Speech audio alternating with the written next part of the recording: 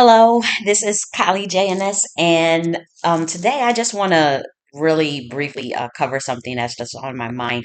I actually wanted to publish this on the Not the Church of the Higher Self YouTube channel, but since that channel is new, I guess you have to wait like 24 hours before you can go live and whatnot. And so I didn't necessarily want to pre-record that video on that channel. I actually wanted to go live.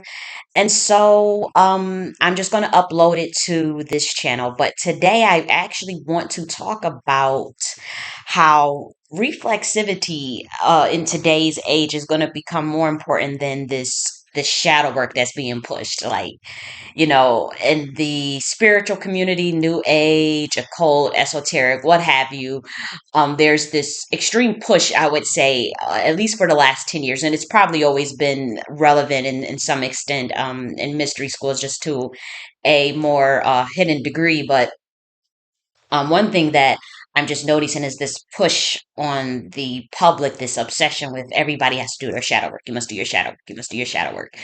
And it's coming from, to me, more of a skewed point of view, because to do this shadow work, this supposed shadow work, one has to access the hidden faculties or the shadow aspects of their personality, of their particular trauma, or of their subconscious mind, the things that are buried within this quote unquote subconscious mind. So we want to unpack this idea of a subconscious mind. We want to unpack what that is first. And then we want to unpack this idea of, is that shadow? Is that hidden? And so when we talk about juxtapose that rather with this idea of reflexivity, I will be breaking that down. I will be talking about what that looks like. Uh, but we want to first unpack the idea of the subconscious, of trauma, childhood trauma, repressed emotions, repressed trauma, things of that nature. And if it's even truly repressed, given this is the quote unquote subconscious mind playing out, and we know very much so things about the subconscious mind and its play and its power over the conscious mind, over your behavior and external reality. And so let's unpack that. And so first, we have this thing in analytical psychology called the subconscious mind. You have the conscious mind, then you have, I think it's super ID or super conscious ID or something like that, or ego or and whatnot. But I I just been thinking about this for a minute, and I personally do not think that what we call subconscious, for one, is hidden. And I also am going to state that the word subconscious is the wrong word for expressing mind behind mind, or consciousness behind mind, awareness behind mind. Um, to an extent, because it's auto, and it's prime because, as they say, or as we can see, that which is within that auto conscious, or within the quote unquote subconscious, affects 95% of your behavior. You're only ruled in terms of your reasoning, in terms of the logic conscious mind, by 5%. And so, with that said, um, how is that subconscious? How is that hidden? How is that shadow? How is that if it's 95% of what's playing out in your reality, or if it's 95% of your behavior? There's nothing hidden about that. There's nothing sub about that. It's actually prime conscious. And so the subconscious, what we're calling subconscious, I'm going to call that prime conscious, auto conscious.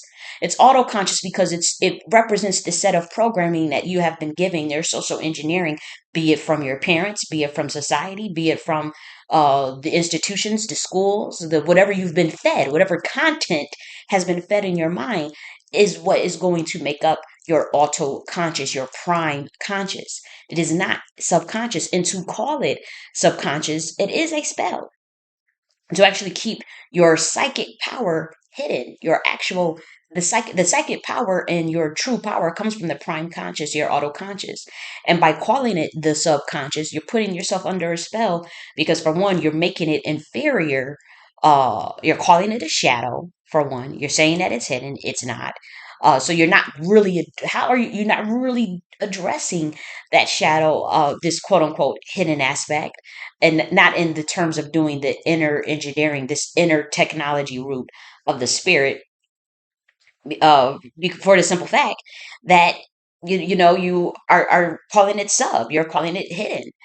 And so it's a skewed way to look at this.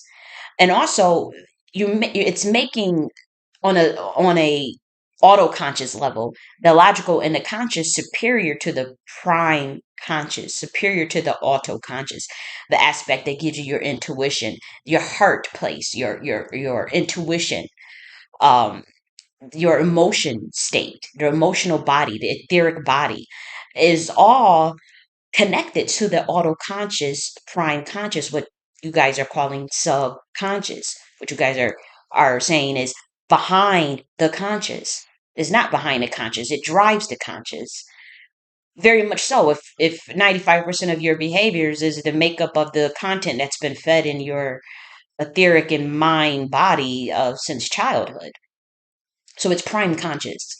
Very much so, it's auto conscious, and that is what affects reality. That is what gives you your sense of willpower, your sense of self efficacy. Sorry, your sense of self efficacy, and your ability to create. And so that's what I'm discovering. I'm not saying I'm a master at the autoconscious level of mastering the autoconscious. And this is something that I had to unlearn, because again, I was a big component of always constantly saying mastery of the subconscious, mastery of subconscious. But what I really meant was mastery of the prime conscious, mastery of the content that you even allow into your prime conscious, with affects and drives your state of consciousness. And that's what the Nakti philosophy was actually talking about. The content that goes into all the chambers of your mind, your emotional self, the what we call the motherboard, the RAM, which is prime, your subconscious, your prime conscious, and I'm sorry, which is your prime conscious and your conscious. And so it is the prime conscious, and it is the emotional body. And again, these ties, it's like, I wish I can draw a graph for you. It's you have the prime conscious, and then you have these antennas, reaching out to the etheric and emotional body. It's connected in the content that goes within that, and these make up chambers, mind you, of the mind. If you look at the Chati of self chart in the Nakti philosophy, you'll see the breakdown of these chambers of the mind, but they're not linear. Um, and so even though the chart is linear, it's not linear. But that is what drives your state of consciousness. And so that's not shadow. It's very much in the light, because you can see what's in someone's subconscious mind, or which quote unquote subconscious mind, by observing their behavior, by observing their actions, by observing what comes out of their mouth, by looking at the state of their life, by looking at, you can do that. You can do that with me, you can do that with anybody. You'll be able to access quite a bit. That's not that's so this idea of the shadow work is nothing, it's not hidden.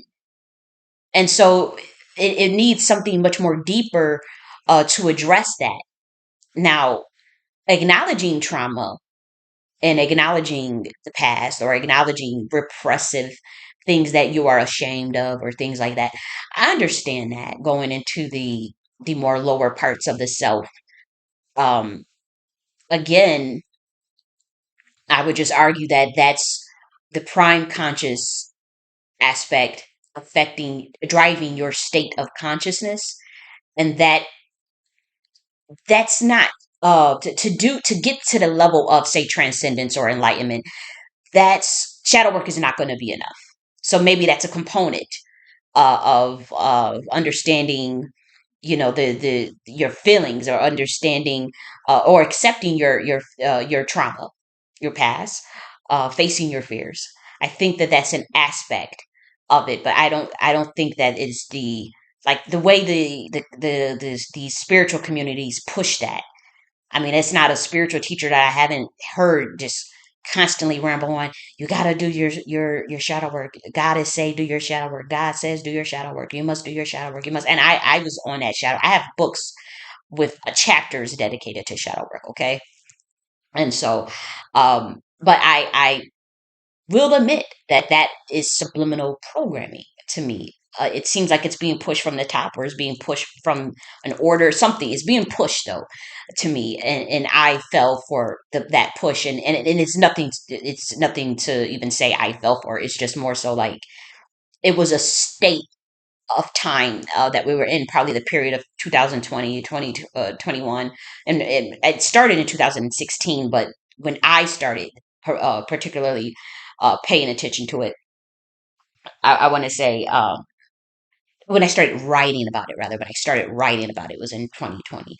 And so I started really thinking, I'm like, and when I kept hearing it, kept hearing people push this shadow work stuff, it felt very much uh robotic. It felt like programming. It felt like somebody was trying to program me with this. Like, you must do your shadow work. You must do your shadow work.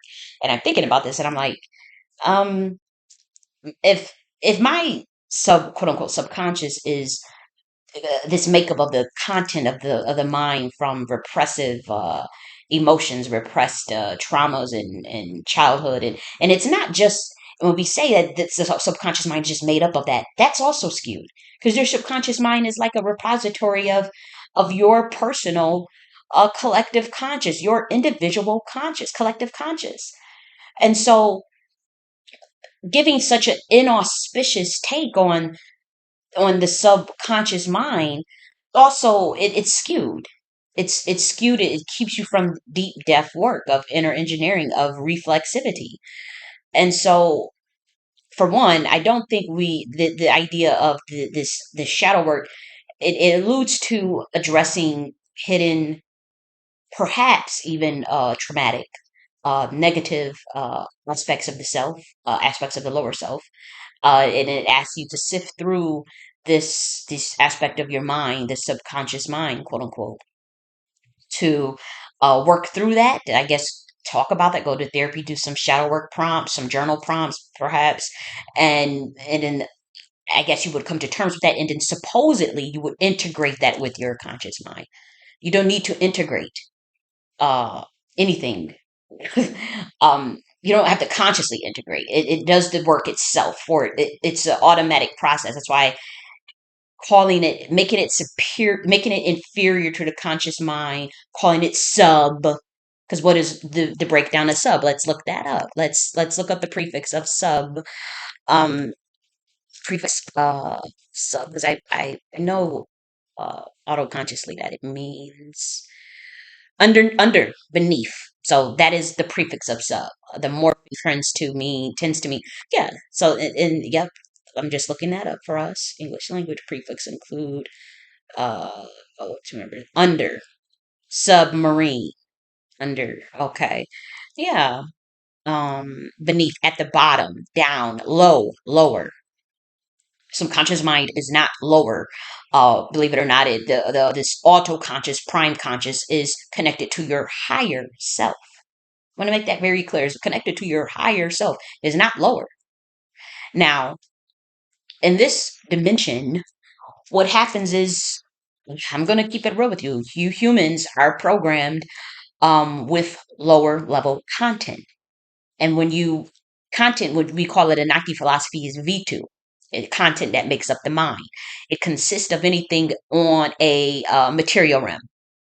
So while you have a physical body, while you're in a physical flesh, anything that is able to penetrate the mind, be it media, school, doctrines, indoctrination, religious institutions, whatever. If it is V2, if it is content, if it is in its third dimensional realm, or now we're in fourth, fifth, sixth, seventh, whatever. If it's in a dimension where you have physicality, then it is content, essentially. And so you can have systems in place, and you can have institutions in place, and you can have people in place, right? Agent Smiths, that are programming humanity on a collective level with lower level content of the mind. So they're disconnecting you from the higher self. And then they calling it subconscious mind. That's a spell. Subconscious lower. Mind you, 95% of your behavior is driven by the quote unquote subconscious, which is really your autoconscious prime conscious. It is your prime conscious. The prime conscious that is connected with the intuition and emotional body and in your etheric body, emotional and etheric body. So that's connected to the spirit. So when you call the subconscious lower, you're disconnecting yourself from spirit. Then when you are programmed with lower level content and then they tell you to do your shadow work and you sifting through all this trauma, do you think you're going to get transcendence? Do you think is that going to lead to enlightenment? I mean, it probably leads to self acceptance. If anything, it leads to accepting of the lower self. You get it? Subconscious, lower self, lower beneath the conscious. It gets you to accept your lower self, but in a sense, it gets you to stay there on. It's a spell that pretty much primes you to be okay with settling for the lower self. In so many words, to accept it, to be at peace with it. Um, and I guess you can come to terms. There's a lot that you can do with at that level. Uh, but again, it's skewed, and then you're supposed to integrate that with your conscious mind. Hmm. So that also seems skewed. The prime conscious is supposed to be integrated with the conscious mind. That's not the content area. The conscious mind is the output. It is the output that reflects on your external reality. That's where the there's light. Now, this prime conscious represents primordial energy. Now, people can call that darkness, but darkness does not equate to any moral turpitude. And by that, it has no connotation with the concept or of good or evil, bad or good, uh, auspicious and auspicious. That is not what we're talking about. We're talking about primordial energy from the cosmos, spirit air that connects you to the resonance realm that gives rise to your electromagnetic self. And so your primordial prime mind, prime conscious, auto conscious has to be fed with certain content, what we call V2 in the Nakti philosophy, has to be fed with certain content throughout. And preferably you want the content while you're in a physical body, you want the content that is going to feed you with love and uh, with peace and with things that are auspicious so that your conscious mind, once you go to the output level of the computer brain, your reality is reflected in that sense. Now, if you can really assess planet Earth and we are living on planet Earth or a dimension of Earth, and if you can, supposedly, and if you can really assess that, and this is a simulation, mind you, um, a dimension of a simulation. And so, if you can really assess that, what's been going on down here, um, do you guys think that humanity collectively has been fed content that is auspicious, that primes them to be in full empowerment of their conscious mind? Has their prime conscious, auto conscious, been programmed in a way that allows for the for the conscious mind to reflect a light of reality that is conducive to the cosmos, that is conducive to humanity itself, or to this dimension, this simulation rather. And so that is what that is why I think that this idea of the shadow work is very skewed. It's programming that once you unpack it, it gives you, it doesn't push you far enough. It doesn't push you. It limits you in dimensionality and interdimensionality. It limits you clearly. And so I would argue, well, I would say that what you guys are calling subconscious mind is prime conscious, auto conscious. It is connected to the primordial realm, primordial energy that is an antenna, or that is a connector. I wish I could draw a picture of this, to your etheric and emotional body. Obviously, this intuition realm, and that's very powerful. That's where your power is at, and that drives most of your behavior, most of what you see in your reality, and most of what you see. And so, um, when you come to this dimension, and you have parents and family and friends and things you have to do, rules you have to follow, government. What does government mean? Govern the mind control. So, um, you're being controlled, you're being programmed rather, with content that is going to affect this subconscious, this lower beneath your conscious, supposedly.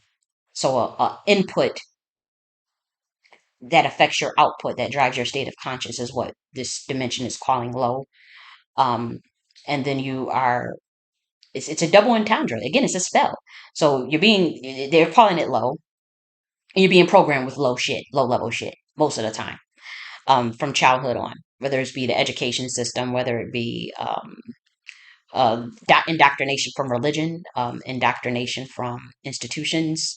Uh, you have some people are horrible parents. You have parents that uh, treat their children horribly, call them children's names. They program them with low level shit. They don't breathe life into them. They don't breathe light into them, breathe love into them, breathe peace into them. And so many, and for Black Americans, I come from a Black American background, but anybody can listen to this and learn from this. Um, we know the traumas that many of our parents have put us through.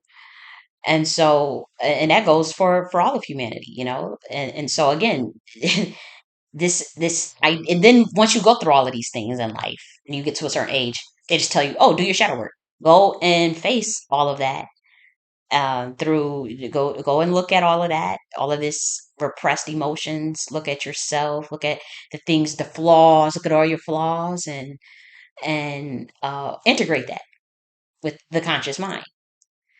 And so, but if you reflect on everything around your reality, and this goes for me, I'm doing this reflexivity, and I'm talking to myself as I'm talking to you, so do not think that, I'm trying to talk at you, and I'm not, this is like real reflexive work in real time. So, walk with me, on these things.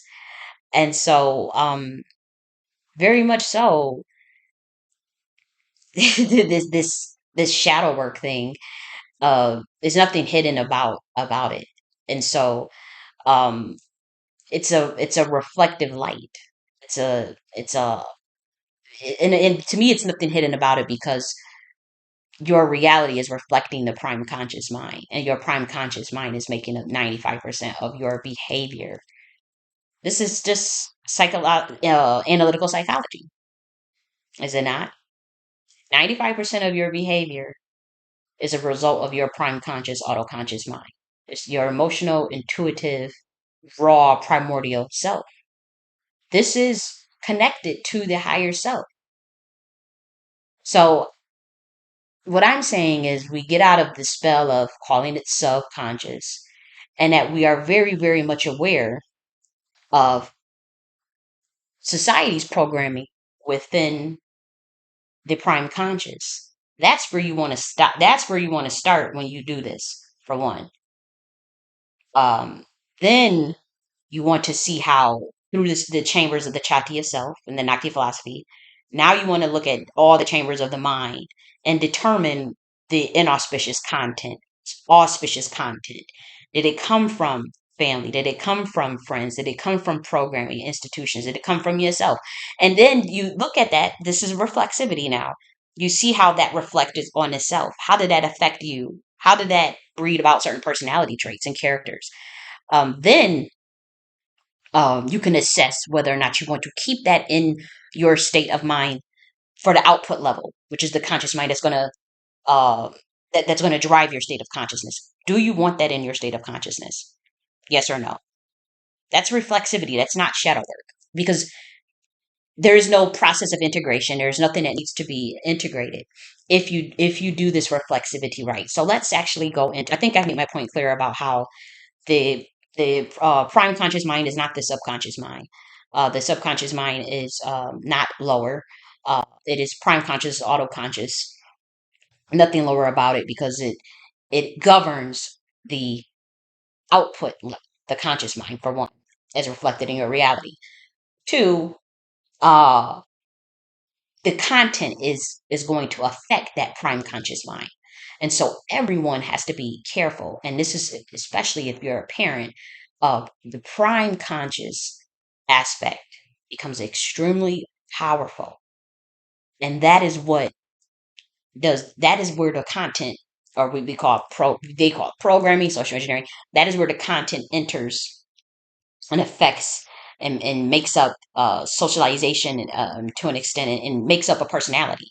Like they say, a child by the time they are 5 years old, that's when they really get a sense of their individual personality. Well, who was programming that child up until their age of 5, up until the age of 18, and possibly even their whole life? You know, if they are developing this personality by the age of 5, they're getting content. They're in the physical flesh. Yes, they may have past life affecting them. They can have etheric energy affecting them, ancestral DNA affecting them, light codes affecting them. Sure, I give you that. But as you can see, even with all of that, that can be buried by the programming of simulation, by the programming of the dormant urge, as the Gnostics would call it, this material realm, dense, low level.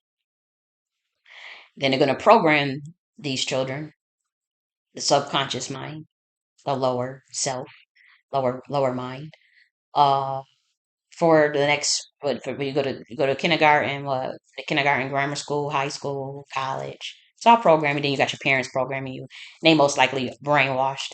And so this idea of this shadow work, to me, it seems like busy work to keep humans from really diving deep into like, oh, wait a minute, this ain't this ain't really getting me to my higher self. I'm doing this shadow work and I'm still having these issues, or I'm having you said this was integrated, but then you see a motherfucker have breakdowns and stuff. And breakdowns are not necessarily a bad thing, but you'll see like some of these quote unquote you'll see a celebrity or somebody that is clearly, into esoteric studies, or they may know things, or you're right, uh, MK Ultra, or whatever, and then they break down. They supposedly was doing all this shadow work, and they were supposedly integrating everything with their, subconscious mind. I don't know if you guys remember that it was a show where they had the celebrities go to therapy with this particular black therapist. I think he was into Eastern school of thought. But they would have. I remember Katy Perry was on there, and I remember the horrific energy. It was in 2017. I was watching that, and I remember he was telling her, "Oh, you're a goddess, and you got to integrate it." And it's something with integration of the pain. She was crying, and I just remember thinking like, I remember thinking like, this is programming. I just remember feeling that instinctively, like it's something off with that. Why is he? It was something off, and so now I get it. And so now I get how uh this idea of calling this prime conscious subconscious is disconnecting you from the primordial realm. It's disconnecting from your higher self. It's disconnecting you from the emotional intuitive body. That's where your power from. That's where your psychic power command comes from. As you learn, if you read psychomancy, psychic power, I believe that's the title of it. That's something that I'm reading, and they don't really talk on it in depth like that, but they do mention something about autoconscious mind, and I was just like, that's it. That's it. And so the book is a little rudimentary for me, but it's a good book, and this idea of this autoconscious, w- giving rise to like this, your psychic power command, your ability to manifest, your ability to really create. There's nothing sub about that, and it doesn't. and to put this negative connotation with repression and subconscious and shadow, hidden self, and all this, the lower self, on something that is, it's reversed. And that's what I'm trying to get you to see. What you guys are calling subconscious and what you guys are saying is the hidden shadow self, it's reversed. And eventually people will see that. So what's the solution? Or what do you suggest? Because solutions take more analysis than what I can do in this particular video. And again, this is like something I'm doing straight off the dome. It's just something I was thinking about. And so I will say that as I talk about reflexivity, I'm going to most likely add to it extensively, um, and whatnot. I'm gonna have to flesh all that out extensively when we talk about, well, what's the better method. Obviously, reflexivity is an Anakti philosophy that I wrote in 2020. You can download that for free if you go to my Twitter. You'll find a link, or you can just message me or whatever. But that Nakti philosophy book, it teaches you how to organize the chambers of the self, the mind, to pick a state of conscious that you want to be on, whether it's the transcendent stage, the enlightenment stage, the mindfulness stage, where you more into meditation, the wisdom stage, the magician stage, the earth level. Even if you just want to just get by, not really thinking, not really concerned with transcendence, or more of the spiritual aspects of the self. And so it requires assessing the content of the prime conscious mind, of all chambers of the mind, the etheric body, the emotional body, what we call motherboard, and this spiritual technology. And why is if you look at the Nike philosophy, why do we use such technological terms regarding the mind? Because the mind is a computer. It's a supercomputer. The computer that you see, that you play with, or the internet that you play with, that is the simulated version of a mind, of consciousness. It's simulated. That's actually real artificial intelligence, by the way. uh, you can create egregores of repository artificial, and you can create egregores of repository intelligence and use it as a database to help facilitate you as a species. But that's not artificial intelligence. That has the potential to become very sentient, in fact.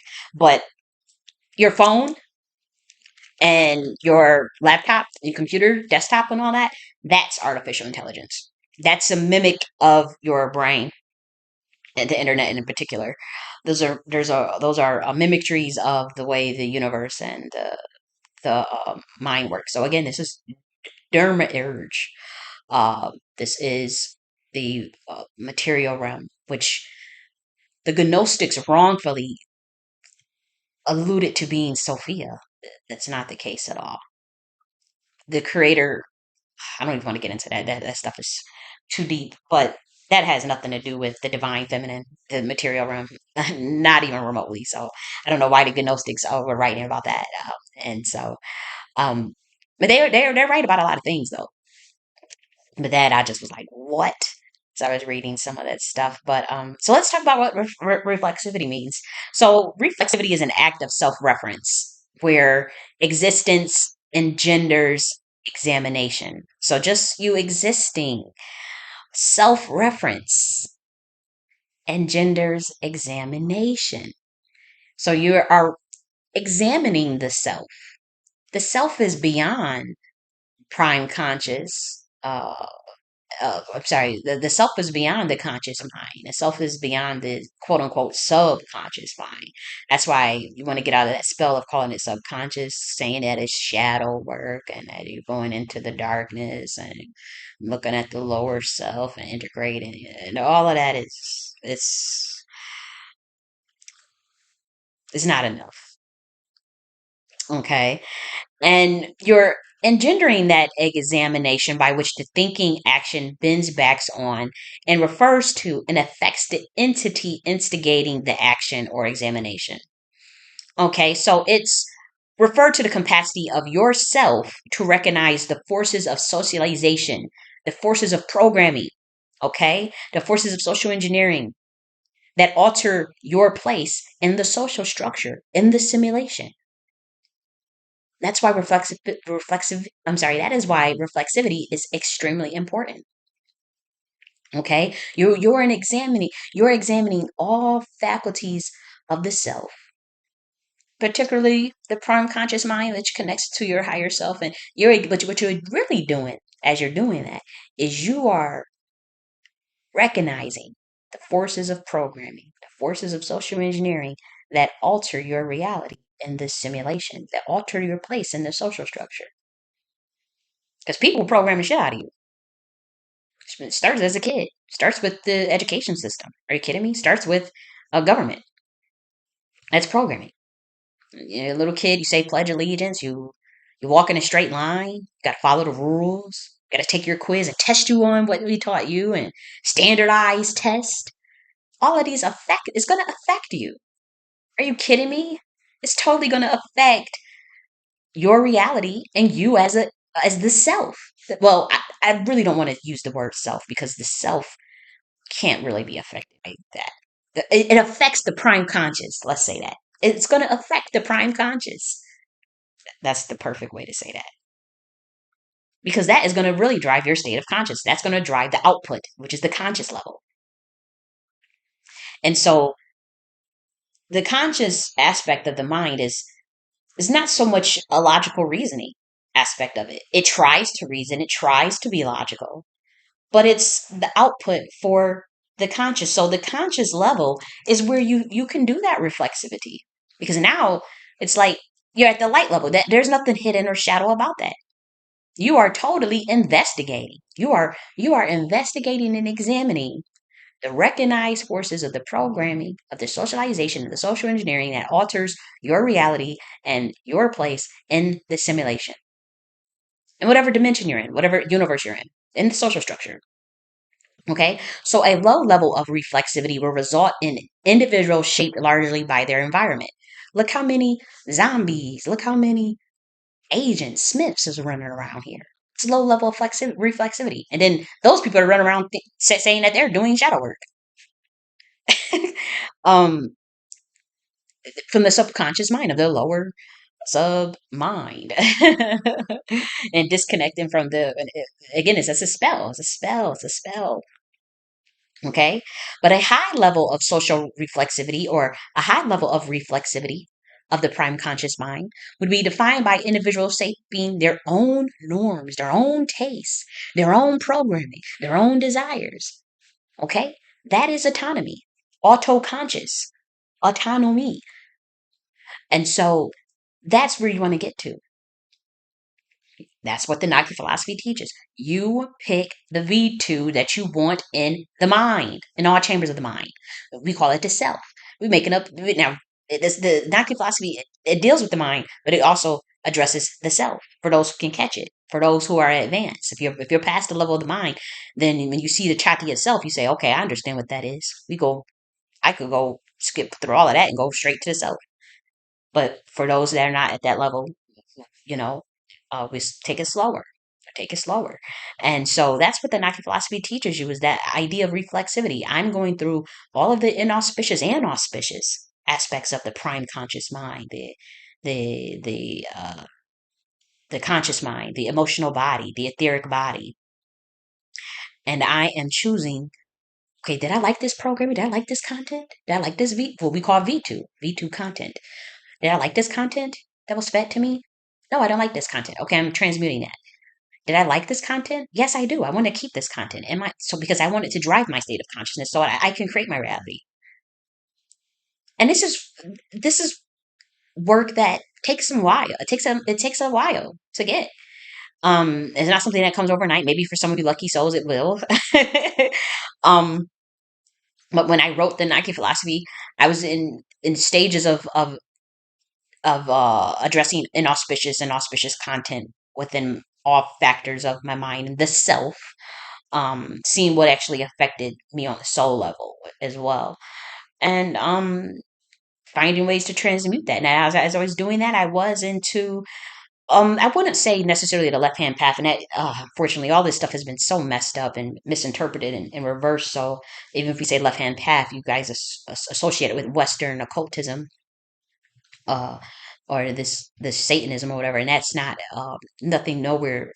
What I was referring to, or what I am referring to.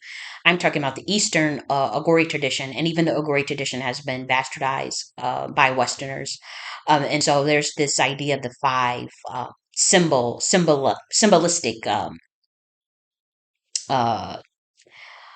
what they call it, the five M's, and so you can engage in that symbolistically or physically. You can actually go and engage in Agori practices, but the main tenet of that teaching is that a child does not have any discrimination between the mundane and the sacred, or uh, they have no discrimination between, say, uh, let's see, something that's kind of disgusting. Let's see, human waste. They wouldn't be able to make a baby wouldn't be able to make a distinction between that and say a flower. They wouldn't have any discrimination, because that level of self, that level of purity, or the level beyond this conception of purity and impurity. So they're still at the transcendent level. They're beyond impurity and purity. They have no discrimination between it. They have no. It's the same to them. A baby. And so that is the actual real teaching of the Agora. It doesn't mean go and engage in the mundane and sit there. What Westerners interpret that to mean. It just meant that they are at the transcendent level because they're from the etheric realm, and immediately coming straight from that etheric realm, they don't have discrimination. They're beyond the level of purity and impurity. They're beyond the level of duality. They're beyond the level of taxonomy. That's all it meant. And so, um, in that sense, to know contrast, to experience that duality, especially if you're in a physical realm, you would need something to compare these things to. And so, while you can arbitrarily list things as auspicious and auspicious, pure, impure, you can arbitrarily do that in any simulation that you're in. Um, Again, you don't forget the transcendent self. You don't forget the higher self. You don't forget the self. And so, and that's also another part of the teaching. Uh, oh man, let me actually get this for you. The Agori teaching. Do but remain conscious. I just want to get the exact teaching, and I don't want to paraphrase off of my own um, words. I actually want to get it verbatim. So this is a monastic order of the uh, ascetic Shaivite Sadhus in India, obviously. But this also has some has I believe it's from the Kaula Upanishad. Some of these teachings are referenced there, and that has some reference to the Shakti school of thought as well.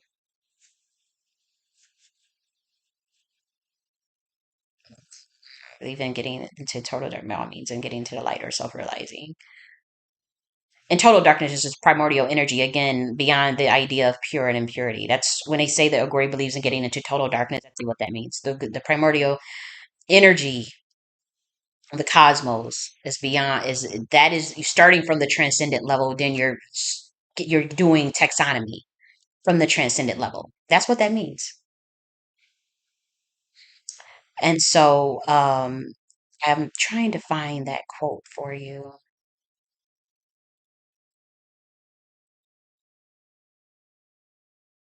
So let's see.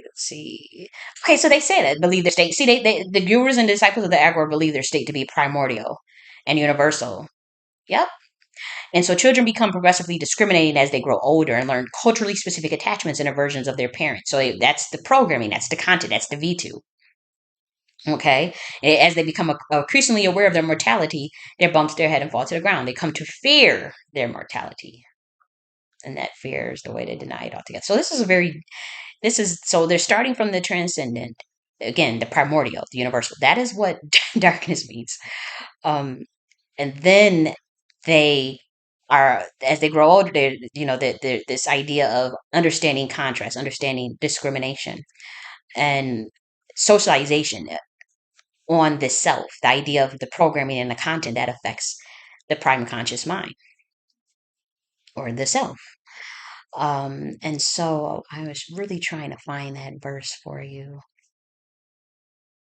Really, really trying to find it because it's important because when someone says, because I know I mentioned like part of my enlightenment had come from me studying this stuff, but what you see today is such a botched version of it. What you see today is such a botched version of what people say is the left hand path. People say is um, the teachings of the East with the Agori teachings and the um, Palo Upanishads, the divine feminine, the Shakti energy.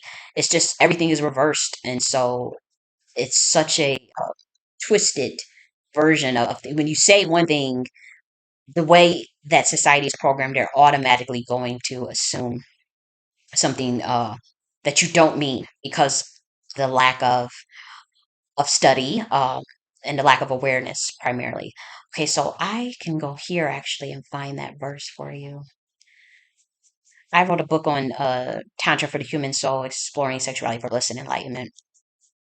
And Tantra can be performed by yourself or with a partner. But I mention it in this book, so I'm going to just scroll down and to get you that mantras. Just going through the chapters, guys.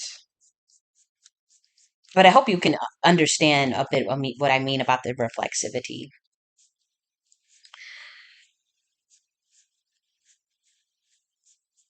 Let's see. Almost done, guys.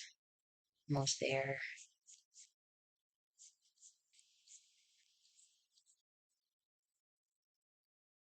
Tantra massage. Okay.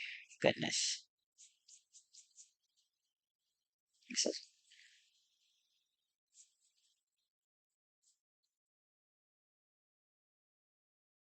how many chapters did I write in this book? Yeah, so Tantra is actually one aspect of the left hand path as well, believe it or not.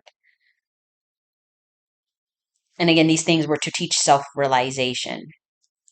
And I do want to make it very clear. This is another thing I want to talk about. Like when we talk about like left hand path, that leads to um, what was originally the term Varmachara. Okay, so that actually just meant woman. It actually did not. Varmachara is what people refer to as left now, but Varma actually meant woman. And it just was arguing that this attachment, again, to this conception of purity can be a hindrance in achieving self realization. But again, it didn't mean to let's go and do impure things. It just meant uh, we're coming from the idea of the self beyond the conception of impurity and impurity. What is that gives rise to this idea of purity and impurity? What is that which gives rise to the capacity to conceive of that? The capacity to conceive of dark and light, the capacity to conceive of good or bad. What is giving that the capacity of that? That's what uh, you want to address to get to self realization. So that's all that path actually meant before all this nonsense. My goodness. Okay, so that's what Varmachara, the left hand path of Tantra, Varma meant woman, and that is really what that path is. And so the five M's that I was referring to of the and Tantra was Matahuna, Madra, Masa, Matsya, and Mudra. And so Matsukuna just means sexual union. You can do that with yourself. And when I talked about the five symbolic makaras, and these were the five forbidden things, um, when a teacher teaches this to someone, they're usually they will ask them to, if you're, responsible, you would encourage them to do the symbolic version of these things, because if you become too attached and indulgent within these five forbidden things and the makaras, then you risk total self-destruction, or just unenlightened soul. A lot, just be unenlightened, and you can forget the higher self, and you can forget the self itself, the mind beyond mind, or consciousness beyond mind, rather awareness beyond mind. And so that's why you don't want to encourage people to actually engage in these things. That's why the left hand path of tantra was very much secretive, and very much for advanced souls, very much so. And so Matayuna means sexual union. Madra means wine. Mansa means meat. Matsya means fish. Mudra means parched grains or money. And so, uh, yes, I did use this path to get to enlightenment. Many that this was a big component of it, because I had to assess the socialization of programming, of my programming, and in doing that, um, there was this reflexivity that I had to do within this simulation. And so that path allowed me to sift through taxonomy. It allowed me to understand the what we call, again, the awareness beyond the mind. What is that which gives capacity to this conception of pure and impurity, of the perception of perception and non-perception itself. And so wine had allowed me to do that. But I would not ever encourage anyone to go to that path, because it is the quickest way to enlightenment, but it is also the quickest way to self-destruction. And so, when we talk about like the people that is pushing this shadow work stuff, and the people that is pushing, like, oh, the shadow work and the left hand path, and go into the darkness, and go into the, and then they're not mentioning nothing about the primordial state of the self, the primordial state of transcendence, the prime, the the awareness beyond the mind, nothing beyond the mind, nothing beyond the nothing of the higher self. Then I know that there's some skewed programming in it. Then I know that it's something off. And so that's what I would say. And so when we talk about this reflexivity, you can do this on any path that you're on. If you're choosing the right hand path, if you're choosing the Gnostic way, Abrahamic ways, Islamic, Buddhist, Hindu, uh, the various sects, and the mysticisms within these branches, the Sufism, the Kabbalah, whatever. You can do this reflexivity, the Nakti philosophy concepts within any of that, because the Nakti philosophy is it's the same stuff we've been saying for the last 2,000 years. The same for the last 6,000 years, rather. It's just more updated, based on the condition that humanity is in. You can't have something that's from 2,000 years ago and try to apply it to the condition that humanity is in. Now, some of these things that we have used to gain enlightenment are classics. They're always going to be classics, or they have a lot of redacted shit in them. They have a lot of hidden stuff in them. They have, so, like, for instance, the Bible. We know how many books was removed, anywhere from damn near 45 books removed from the Bible. Uh, the original teachings of Jesus, his lost years, are not in there.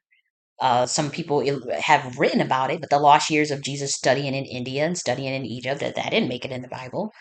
And so when I draw the connections between Hinduism and Jesus' teachings, people are looking at me like, "Oh my gosh, you're blasphemous," or "What are you doing?" And when I have a clear understanding of what took place, this man clearly studied in Egypt and in India. Clearly, I mean, that's just clear as day. His teachings, the parables, you run parallels between the stuff that the Buddha was saying and stuff that is in many of these other schools of thoughts. It's the same shit.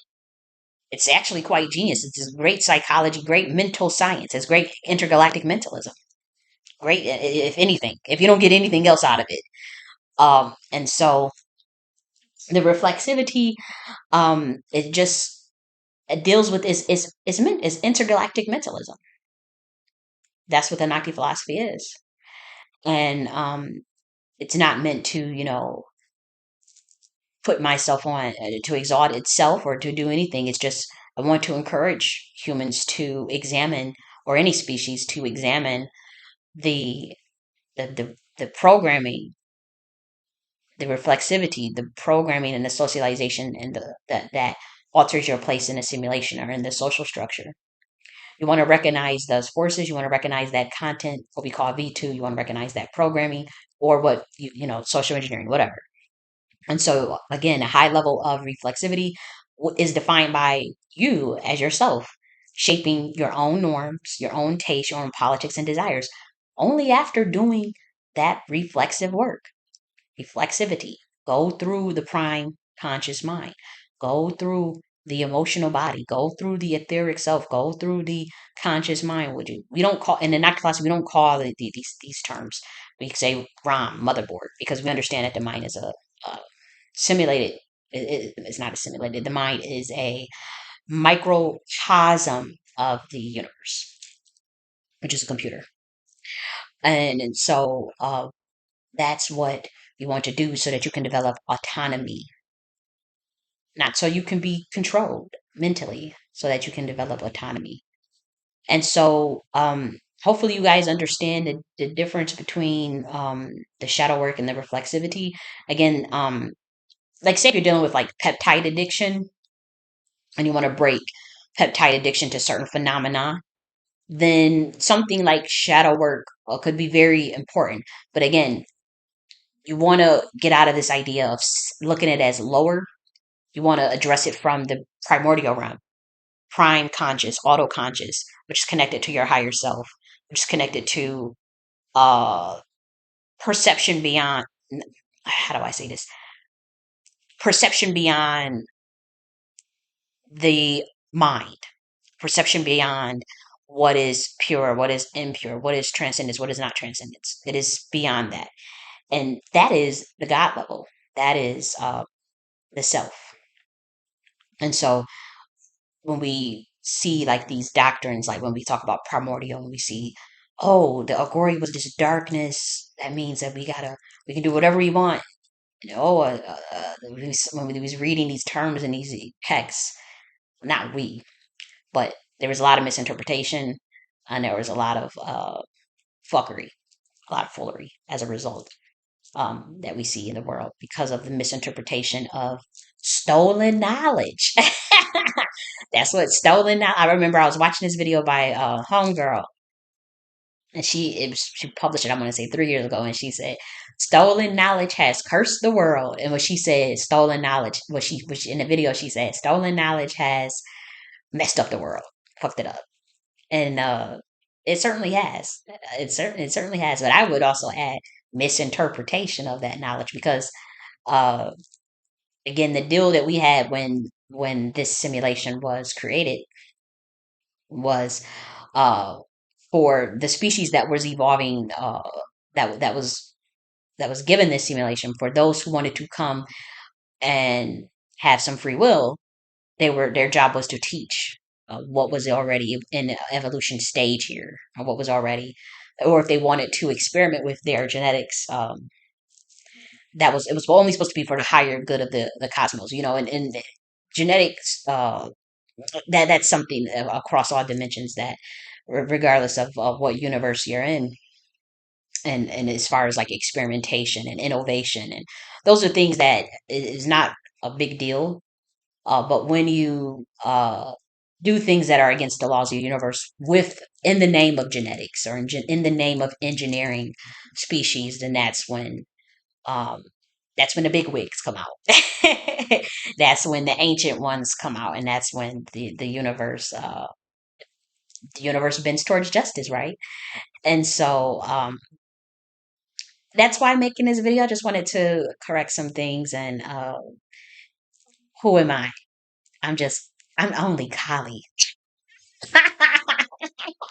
I'm only the chief architect. I'm kidding. Uh, for those who know who I am. But yeah. I wish you guys well on your journey. I'm growing. I'm definitely growing. I'm definitely doing this reflexivity in real time. Don't think that, oh, I just hit the pinnacle and oh no. I am definitely doing this reflexive work in real motherfucking time. Like every day, every second I'm thinking and I'm growing, but I'm also trying to keep on to awareness and keep on to the gifts that I've been given and not to be in my lower self. You know what I mean? Like I've been in definitely like I've had people tell me, uh, you need to you need to go. What did they say that you need to embrace your darkness. You need to you. Mother told me that spirit told me that you need to embrace your dark side. And I remember thinking, I'm like, there go their programming. Because I'm like, if only you motherfuckers knew, I've been there.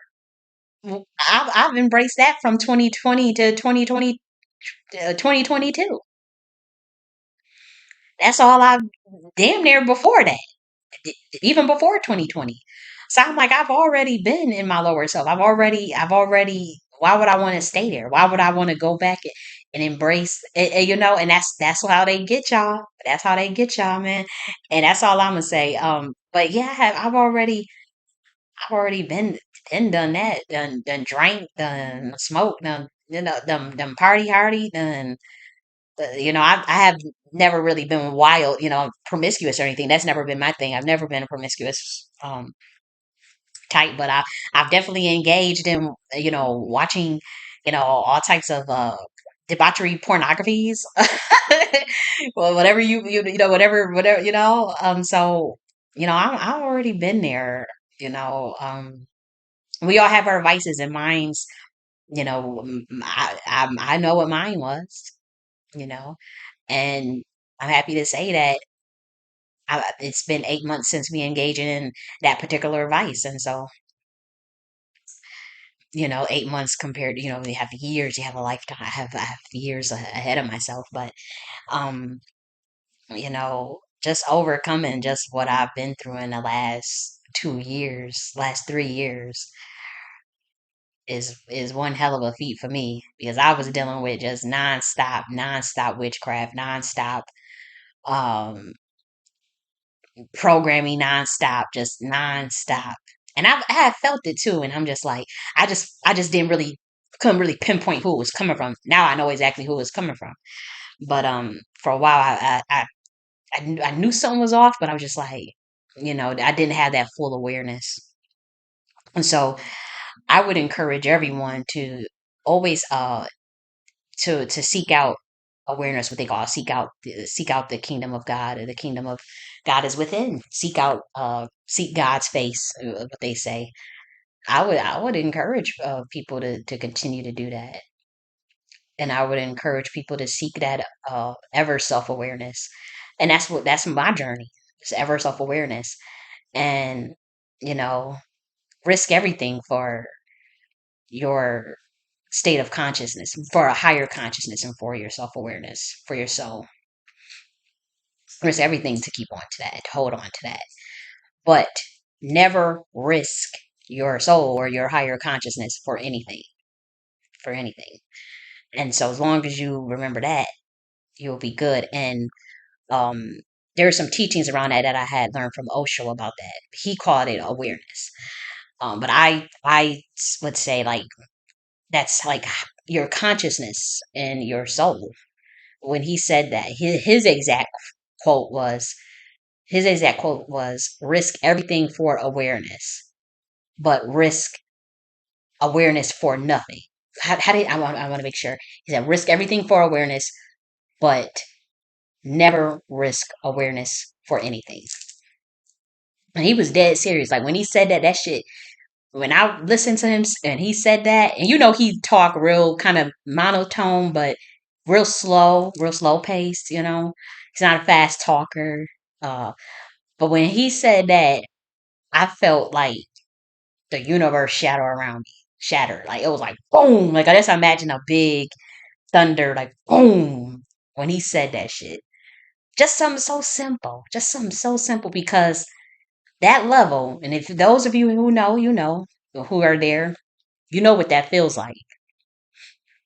And you know how much you're under attack for getting at that level. And you know when he says that, it's like he it just hit my soul. That's all I gotta say. And so if you guys type in, if you guys want to know more about that, you could just type in risk everything for awareness Osho. And he said that. And so that's what I'll leave you guys with. Remember, your subconscious mind is actually your prime conscious mind. Your prime conscious mind is your primordial self. Your primordial self, and your primordial self gets inundated with content, with socialization and programming from as soon as you get a physical body, right?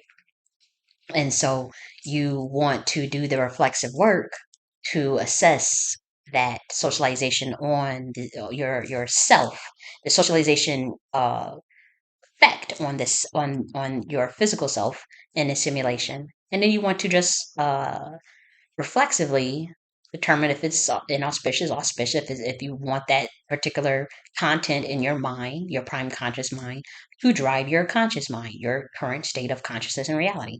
It's as simple as that. And so that's all I'm saying. So wish you guys well. Talk to you later. Bye.